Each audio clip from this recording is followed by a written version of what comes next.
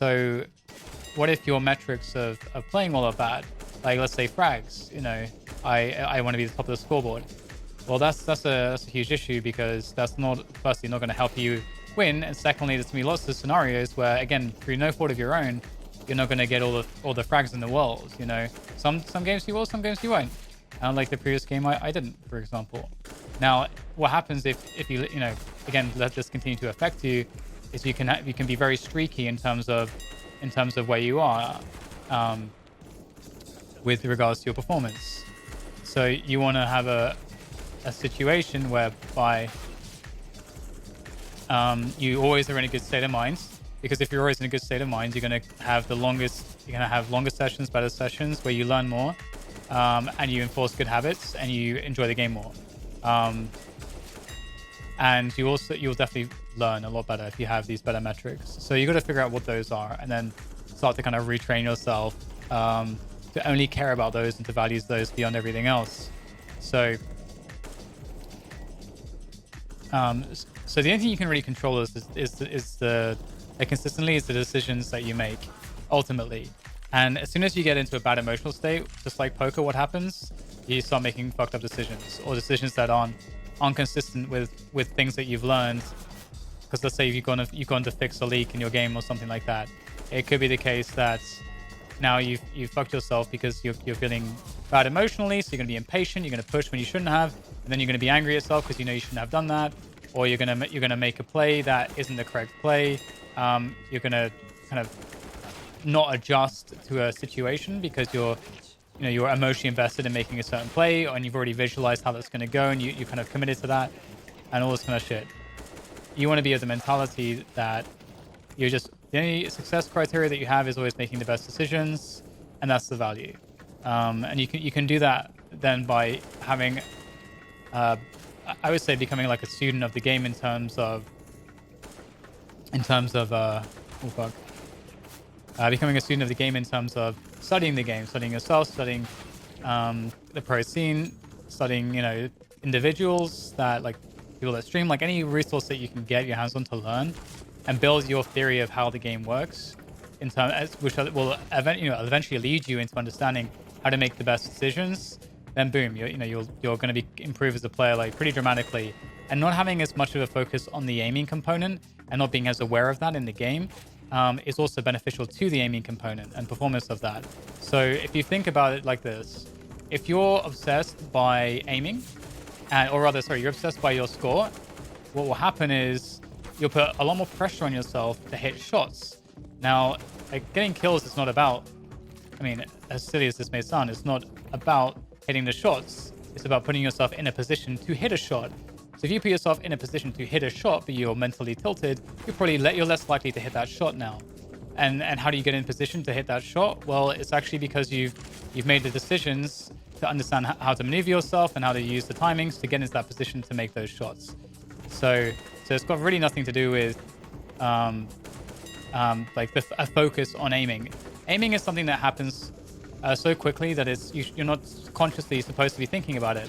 But again, like, the more that you consciously think about it, because the more pressure you put on yourself in the game, because you want to be fragging more, because that's your success metric, well, the harder it's going to become, and the more likely you are to tilt.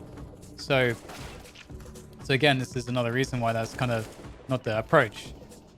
The other thing, to understand there, which is a separate topic, and I want to cover this in some content, is how do you put yourself in the best frame of mind? Like, what is, like, the best mental space for execution? That's an important topic, and that's not something I've directly covered just there. So,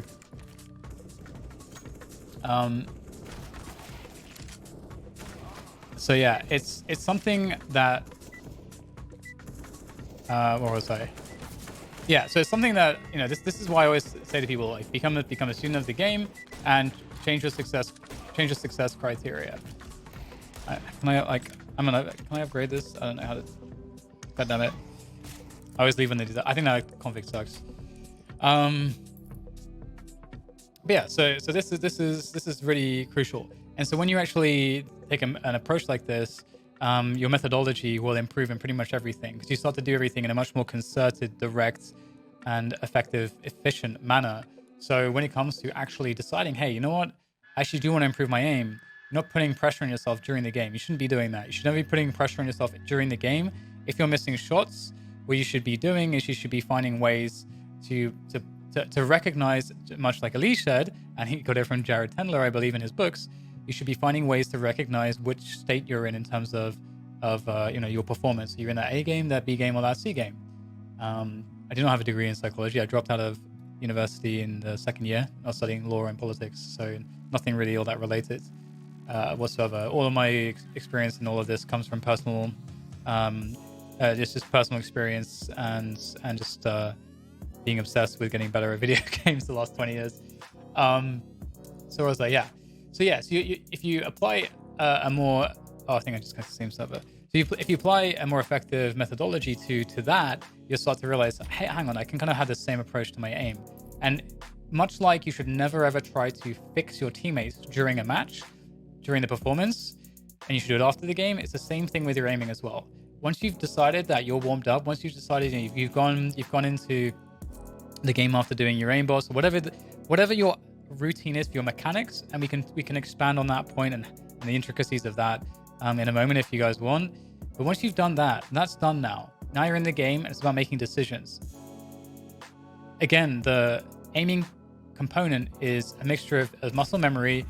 It's a mixture of, again, how you set yourself up, whether that's like, again, understanding angles, crosshair placement, geometric advantage, right eye peak, left eye peak, all these things. Like a lot of the aiming becomes that. Aiming should just be automatic after that. Like, it's not something you think about. So you should never be in a position to be thinking about it. Obviously, again, like, we're human beings, when we're missing shots, we're going to think about it. But again, that's where having a protocol, having already set up in your minds, the way in which you should respond to this is critical. And you should respond to it by just adjusting.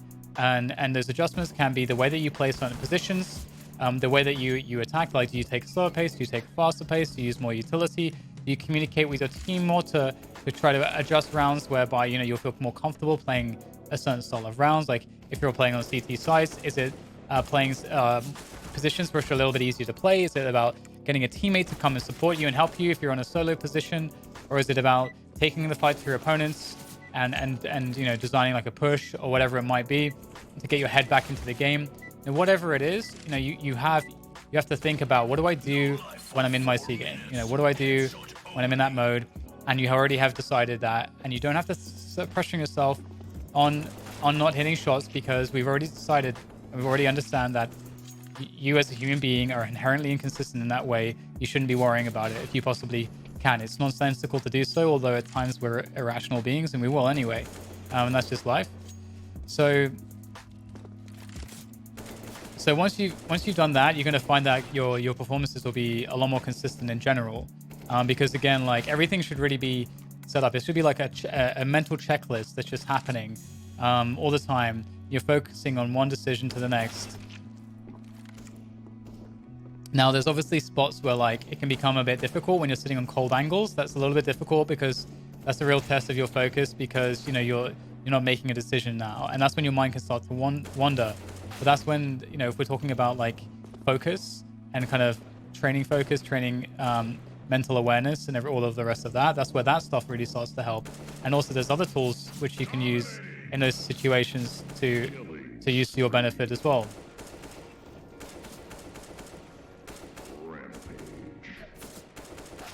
So yeah, that was a really long spiel about a lot of shit, and I'll probably put that on my YouTube channel because I think there was some good information there. And maybe I'll distill that into a podcast at some point.